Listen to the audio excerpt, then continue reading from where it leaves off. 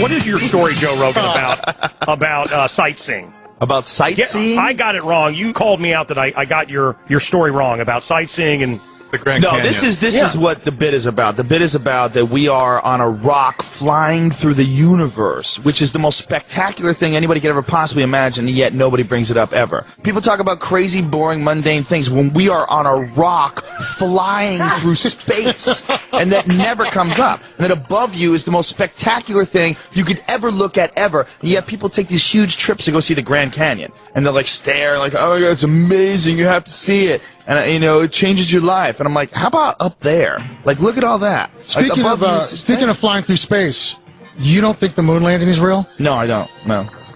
Do you?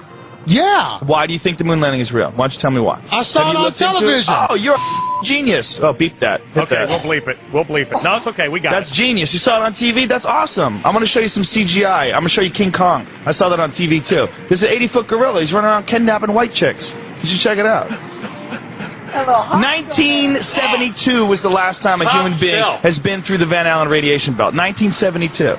That's the last time. There's been only 7 trips ever that human beings have ever gone past 400 miles. Every single space station mission, every space shuttle, every satellite, all of those are inside the protective Van Allen radiation belts, which start at 1,000 miles. They go from 1,000 miles to, depending on who you ask, if you ask NASA, 24,000 miles. If you ask James Van Allen, the guy who discovered it, it's 67,000 miles of intense radiation that's in a gigantic donut band that covers around the Earth. Now, even if you got outside of that band, you have to deal with solar cycles. There's the apex of a 20-year solar cycle was between 1969 and 1972. All the time when these guys are making those missions. Any one of those guys out there in those tiny little aluminum shielded crafts would have been killed instantly during any solar flare. Why fake it? Thank you, Carlos. Why not fake it? You should open with that. If you look at any of the footage online, it looks ridiculous. It looks stupid. If you look at the videos, it looks ridiculous and dumb. You know why? Because in 1969, nobody anticipated that we were going to have VCRs and the internet. We were going to be able to watch that. They wanted to win the Cold War. The Soviet Union's had over 10 firsts in space. First man in space, first woman in space, first they had everything. First dog in space. They had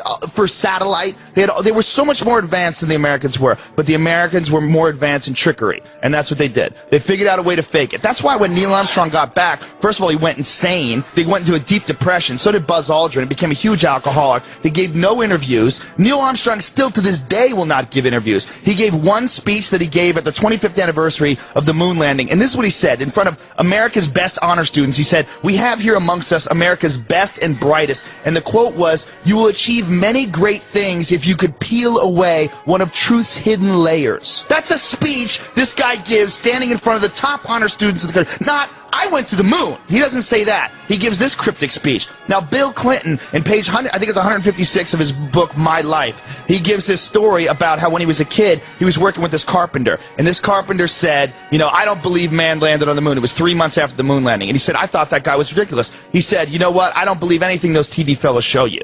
He said, "After 8 years in the White House, I thought maybe that guy was ahead of his time." Wow. This is in Bill Clinton's autobiography. Wow. This is in his book. There's no way people went on the moon. There's no way. By the way, it's impossible today. China wants to go back to the moon. They don't even have a clue how to do it. They're going to try to get there in 2020. America thinks we could possibly go back in 2017.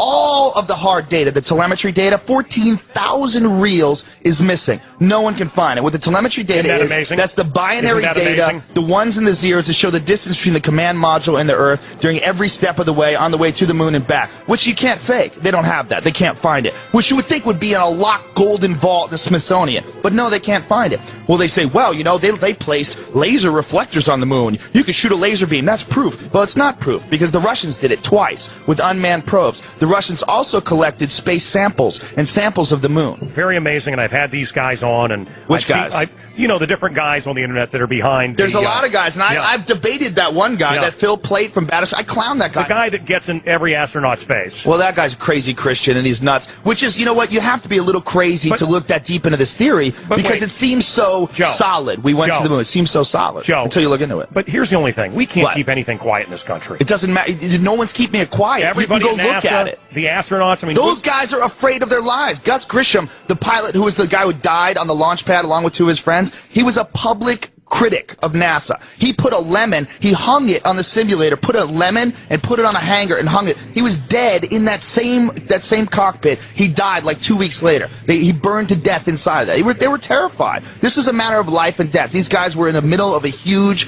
Cold War between Russia, and they wanted to show that America had technological superiority. The race to the moon landing, all that stuff is not about going to the moon and collecting things. It's about military superiority. It's about the ability to do things with military technology. All that stuff they use for NASA, all the stuff they use for the stealth bomber, the space shuttle, all those missions, it's not for philanthropy missions. That's to fuel the military-industrial complex. The machine behind this is all the military. And getting to the moon first is making a statement that we have military technological superiority over Russia, and that's what they did. Is Bigfoot real? I don't know. You tell me.